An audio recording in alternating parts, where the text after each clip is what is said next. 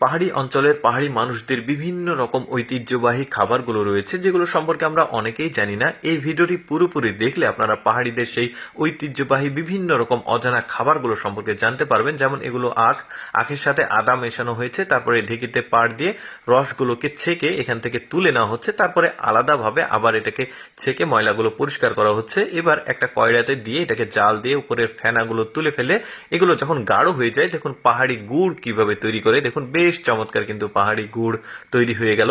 এরপরে এগুলো বড় বড় যে লেবু থাকে, বাতাবি লেবু, সেই লেবুর খোসা, এই লেবুর খোসাগুলোকে লবণ গরম পানিতে ধুয়ে এটাকে তুলে উপরের যে বুকটা থাকে নরম এই খোসা, সেগুলো সুন্দরভাবে পেঁপের মতো করে কাটছে। তারপরে এটাকে সুন্দরভাবে ধুয়ে ঠান্ডা পানিতে চাপ দিয়ে পানিটা নিঃসরণ করা হচ্ছে। তারপরে একটা কয়ড়াতে গরম পানি এবং চিনি মিশিয়ে একটা রস তৈরি করেছে। এর ভেতরে কিন্তু ওই লেবুর নরম খোসাগুলো দিয়ে সুন্দরভাবে নেড়ে চেড়ে এটার ভেতরে যে প্রসেসিং এর মাধ্যমে কিন্তু ওই যে রসগুলো চলে গেছে, এবার এই খাবারটা কিন্তু ওরা খাবে। দেখুন পাহাড়িদের কত রকম বিভিন্ন রকম খাবারগুলো রয়েছে যেগুলো সম্পর্কে আমরা জানি না। আরো কিছু দেখায়, এটা কচি বাঁশ পাহাড়ি অঞ্চলেরা খায়।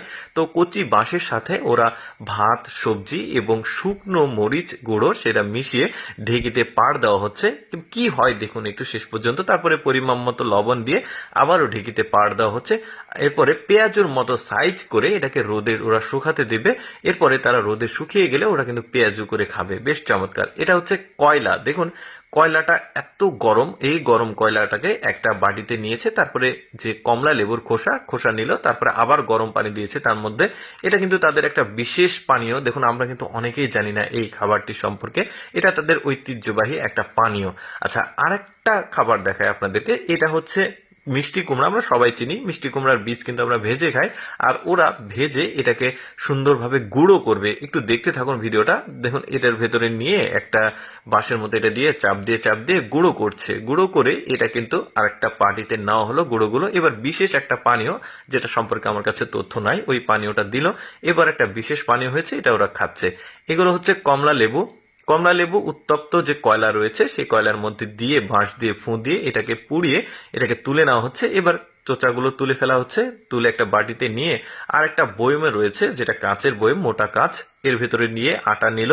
এবার চাপ দিয়ে এটাকে জুসি করে ফেলবে। দেখি আমরা শেষ পর্যন্ত কি হচ্ছে। যখন জুসটা হয়ে গেছে, এটা একটা প্রেসার কুকারে নিয়েছে। প্রেসার কুকারের উপরের যে সিটিটা বের হয় হাওয়াটা, ওইটার সঙ্গে একটা পাইপ দিয়েছে।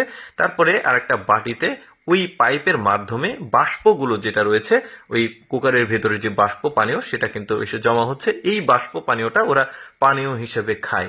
আচ্ছা, এবার রূপচর্চার কিছু দেখায়। এগুলো হচ্ছে ধুন্দল ফল, যেগুলো আমরা অনেকে চিনি সবজি হিসেবে। ধুন্দল ফলের নিচের যে অংশটুকু কেটেছে, তারপর রস যে টপ টপ করে পড়লো, ওই রসগুলোকে নিয়ে এসে সুন্দরভাবে একটা বাটিতে রেখে পানিতে গরম করেছে। এবার একটা বয়মে তুলছে। এটা রূপচর্চার প্রসাধনী হিসেবে ব্যবহার করে, দেখতেই পাচ্ছেন। বেশ চমৎকার ব্যাপার, কিন্তু আমরা অনেকেই জানি না। এগুলো যেমন ডিমের খোসা নিয়ে এসেছে, তার সাথে আদা দিয়েছে, দিয়ে এটাকে ভেজে নিচ্ছে। কি করে দেখি, চলুন আমরা। তারপরে একটা ন্যাকড়াতে তুলে এটাকে গিট্টু দিচ্ছে। গিট্টু দিয়ে এর ভেতরে গরম পানি দিবে, তারপরে এর ভেতরে পা দিবে। পায়ের রূপচর্চা আর কি বলতে পারে। যাই হোক দর্শক, আমি সবসময় চেষ্টা করি আপনাদের সামনে অজানা তথ্যমূলক ভিডিওগুলো উপস্থাপন করতে, যেগুলো দেখার সুযোগ মানুষের খুবই কম হয়। এইরকম ভিডিও প্রতিদিন দেখতে আমাদের লেটস গো ফেসবুক পেজটি ফলো রাখতে পারেন। আজকের ভিডিওটি কেমন লাগলো অবশ্যই কমেন্ট করে জানাবেন।